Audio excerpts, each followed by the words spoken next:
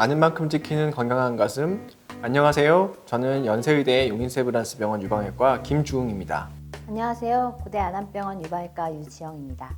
네, 유방암은 생존율이 높은 암 중에 하나지만 수술 후에 발생할 수 있는 수술 부위 통증이나 관절 구축 같은 어떤 상체 기능에 문제가 발생하기도 하고요. 그다음에 항암 치료로 인한 관절통이나 피로감, 피부 감각 이상 등의 여러 가지 후유증이 따라오기도 합니다. 이러한 유방암 환자의 회복을 돕고 일상생활로 복귀할 수 있게 해주는 가장 좋은 방법 뭘까요? 바로 운동이죠.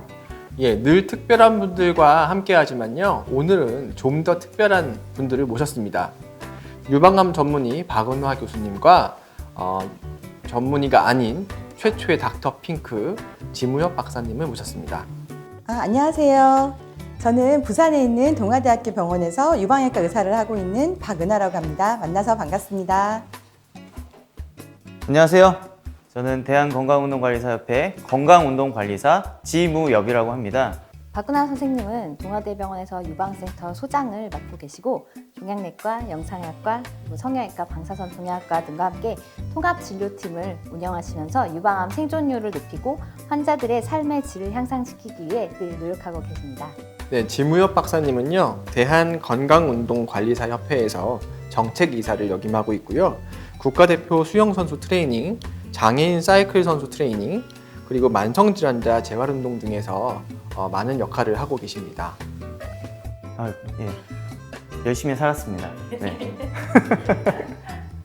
예, 먼저 유방암 수술 후 나타날 수 있는 증상들에 대해서 먼저 짚고 넘어가죠. 예, 보통 환자들이 호소하는 후유증이 뭐가 있을까요? 네, 일단은 유방암 환자 같은 경우는 수술을 유방하고 겨드랑이 쪽 두 군데를 같이 하게 됩니다. 그래서 기본적으로는 유방암 수술을 하게 되면 그 앞가슴 근육이 위축되고 당기는 증상들을 많이 일단 호소를 하시고 수술 후에 팔을 이제 위쪽이나 옆쪽이나 뒤쪽이나 돌리는데 좀 어려움을 호소하는 분들이 많이 계시거든요. 겨드랑이 임파선 수술을 많이 하면 할수록 이제 팔의 부종이라든지 팔의 저림, 감각이 좀 무뎌진다든지 하는 증상들이 많이 있습니다. 그리고 이제 그 치료를 하게 될 때 기본적으로 여성 호르몬을 좀 억제하는 치료를 하다 보니까 그리고 또 이제 운동도 많이 못 하게 되거든요. 그러다 보니까 약간 우울감도 생기면서 좀 비만하는 경우들이 많아서 또 그것 때문에 환자들이 굉장히 좀 스트레스를 받아 하는 경우가 많다고 할 수 있겠습니다. 그렇다면 재활운동이 이러한 후유증을 극복하는 데 얼마나 큰 도움이 될 수 있을까요? 네, 제 생각에는 아주 정말 중요한 부분이라 생각을 하는데요. 왜냐하면 일단 운동을 하게 되면 생활 활력이 증가가 되게 되겠죠. 그리고 면역력도 확실히 좀 높이는데 도움이 된다고 할 수가 있겠고, 또 유방암의 재발에 굉장히 중요한 인자가 이제 비만과 적정 체중을 유지하지 못하는 또 게 있거든요. 그래서 그것 때문에 체중을 유지하게 된다면 운동을 통해서 재발 위험도 감소를 하고 생존율도 높게 향상시킬 수 있다고 생각을 합니다. 그리고 이제 항암 치료를 하게 될 때 좀 굉장히 무기력하고 몸이 뻣뻣해지는 경우가 있는데 그런 불편감을 재활운동을 통해서 극복한다면은 굉장히 환자분들 그 회복하는 도움이 될 거라고 생각을 합니다. 그렇다면 그 재활치료를 받으러 병원에 방문하기 여의치 않은 분들이 집에서 혼자 이것저것 찾아보시면서 운동하시는 분들이 많으시더라고요. 환자분들이 혼자 이렇게 시도해도 괜찮은지 또 올바른 운동법을 찾는 팁 같은 거를 알려주시면 감사하겠습니다. 유튜브나 다양한 곳에서 너무나 많은 자료가 있습니다. 운동에 대한 자료가. 그렇지만 환자분들은 일단 일반인들보다 건강 상태가 떨어지신 상태이기 때문에 운동을 하실 때 가장 중요한 게 운동의 강도, 운동의 지속 시간, 개인에게 맞는 정도로 지속성 있게 하셔야 된다라고 하는 점인데요. 그런 부분에 있어서는 홈트 영상 같은 경우에는 계속 그 앞에 있는 영상을 몇 번이 나에게 맞는지, 얼마나 강도가 맞는지에 따라서 내가 운동을 고를 수가 없어요. 무조건적으로 따라하다 보면, 그러다 보면 너무나 강도 있게 운동이 들어갈 수 있고, 그러면 아무래도 운동 피로 때문에 오는 문제들이 발생할 수 있는 거죠. 그래서 적어도 나에게 맞는 그런 나와 비슷한 특징을 가지고 있는 분들에게 권장되는 영상을 찾으셔야겠죠? 그러면 기본적으로 키워드가 유방암 환자를 위한 운동을 검색을 하셔서 하셔야지 일반인들이 하시는 홈트나 이런 것들은 강도가 너무 높습니다.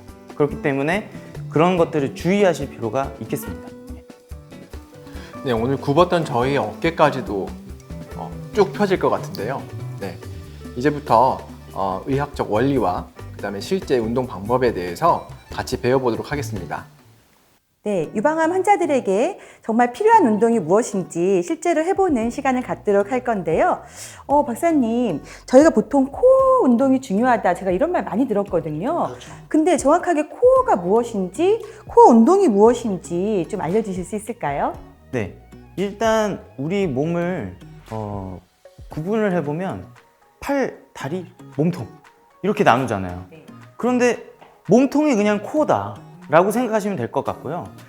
그런데 이제 우리의 모두 건강을 위해서 코어 운동이 중요하다라고 이야기를 하는데, 코어라고 하면 결국은 이제 뼈도 있고 근육도 있고 다른 여러 가지 조직들이 있을 텐데, 결국 운동과 관련 깊다라고 하면 코어 근육이 되겠죠. 그러면은 코어 근육이 어디 분포되어 있냐면, 가장 아래부터는 골반 아래 바닥에 있는 골반 저근육이라고 하는 근육부터, 우리가 보통 복근이라고 하는 복부의 앞면, 옆면을 싸고 있는 복부 근육, 그 다음에 기립근, 등 근육 이렇게 이야기하는 모든 근육들을 다 이제 코어 근육이라고 이야기를 하고, 전문가들은 기능에 따라서 좀 그런 세부적인 기능들을 나눠서 명칭을 이야기하고 있습니다. 근데 그 명칭보다는 우리가 알맞게 운동을 정확하게 하는 것이 중요하겠죠. 그런데 우리 유방암 환자들이 이제 코어 운동을 해야 되는 이유가 뭐 어떤 게 있을까요? 네, 일단은 수술을 하시거나 이제 이런 과정에서 불가피하게 가슴 쪽에 흉터 이런 것들이 생길 수밖에 없잖아요. 흉터가 생기면 우리 그 주변이 잘 늘어나지가 않고 색깔도 변하고, 그것이 결국은 움직임의 질, 양, 이것을 모두 저하시키는 원인이 되거든요. 그래서 결국은 가슴을 펴주고 팔을 뻗어주는 이런 동작이 편하게끔 만들어져야 되는데, 가슴을 집중할 게 아니라 먼저 척추를 세워야 돼요. 네. 척추를 세우는 걸 먼저 해야, 이렇게 구부정한 상태에서 가슴을 아무리 펴봤자 의미가 없잖아요. 그러니까 척추를 곧게 세우는 정렬을 먼저 만들 수 있게끔 하는 운동을 선행하고, 그것과 함께 가슴을 활짝 펴줄 수 있는 운동을 병행하시는 게 필요해요. 그래서 저는 말씀드리고 싶은 것이 척추를 먼저 곧게 세우자, 그런 말씀 드리고 싶습니다. 코어 운동이 운동의 기본이라는 말씀으로 제가 이해도 될까요? 네. 근데 그러면 이제 코어 운동이 어떤 게 있을지, 유방암 환자가 할 수 있는 게 뭐가 있을지 한번 시범을 좀 보는 시간을 갖도록 하겠습니다. 네, 그렇게 하시죠. 네. 플랭크 아시죠? 네, 플랭크 알죠. 왜 홈트에서 굉장히 많이 하고 많은 분들이 플랭크를 하십니다. 워낙 유명해져서. 그런데 환자분들이나 체력 수준이 약하신 분, 체력 수준이 낮으신 분들은, 저체력자의 경우에는 그 플랭크 동작이 너무 부담스러워요. 네, 맞습니다. 그리고 플랭크를 하시면 복부가 힘들어야 되는데 어깨가 힘들거나, 쓸데없는 부위가 운동이 되는 경우가 많거든요. 그래서 저는 기존에 있는 플랭크를 하는 것보다는 일단 더 낮은 단계에서 운동을 플랭크 방식으로 하는 것이 좋겠다라고 생각을 해서 누워서 하는 플랭크를 저는 추천을 드리고 싶어요. 네, 그래서 일단 누워보실까요? 제가 한번 누워볼까요? 네. 제가 잘 알려드려 네, 보도록 제가 하겠습니다. 그러면은 누워서 네. 선생님 알려주시는 천장을 플랭크를 보신 상태에서 네. 무릎을 펴실게요. 무릎을 예. 펴겠습니다. 그 상태에서 일단 먼저 손바닥이 하늘 보게끔 해주시고, 정렬 상태 부분별로 어떻게 세팅을 해야 되는지 설명을 드릴게요. 일단 먼저 아래부터 가겠습니다. 발목은 먼저 끌어올리는, 그러면 정강이 앞쪽 근육에 힘이 들어가거든요. 이거와 함께 허벅지 근육, 대퇴사두 근육이죠. 여기 허벅지 힘 주시고요. 그 다음에 다리를요, 이렇게 바깥 방향으로, 바깥 방향으로 약간 돌려주시면서 허벅지를 같이 힘을 주시는 거예요. 지금 1번 정강이, 2번 허벅지, 3번 돌려주기. 지금 이게 함께 하고 계셔야 되고요. 자, 이러면 아래 세팅 끝났고요. 네, 이제 힘이 위에 들어갑니다. 세팅 들어가겠습니다. 네. 이번에는 턱살이 살짝 잡히게끔 네. 턱을 좀 당겨서 넣어주시고 네. 그 다음에 손등을 바닥을 누르시고 네. 그 다음에 아이고. 어깨, 팔 뒤쪽, 네. 아 벌써 힘드시고 팔 뒤쪽 네. 바닥으로 같이 꾹 눌러주실 수 있게끔 지금 네네. 벌써 가슴이 활짝 펴졌죠? 네네. 그런 상태에서 마지막 활용점정 이 허리가 보통 누워 계시면 공간이 있어요. 네. 공간이 있는 게 정상이거든요. 근데 복부 근육을 수축하기 위해서 이 공간을 아치를 크게 만들었다가 쓱 크게 이 공간을 크게 허리 꺾어 주셨다가 꽉 메워 주세요. 이 공간에 제 손가락이 들어갈 수 없도록. 그렇죠. 그렇죠. 네. 자, 이제 동작을 숙지하셨습니다.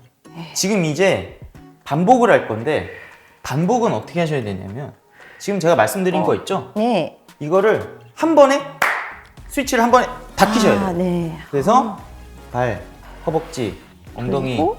팔, 네. 턱, 아, 배 네. 한꺼번에 같이 가는 겁니다. 네. 생각보다 다섯 번만 할게요. 생각보다 힘이 들어갑니다, 이게. 네.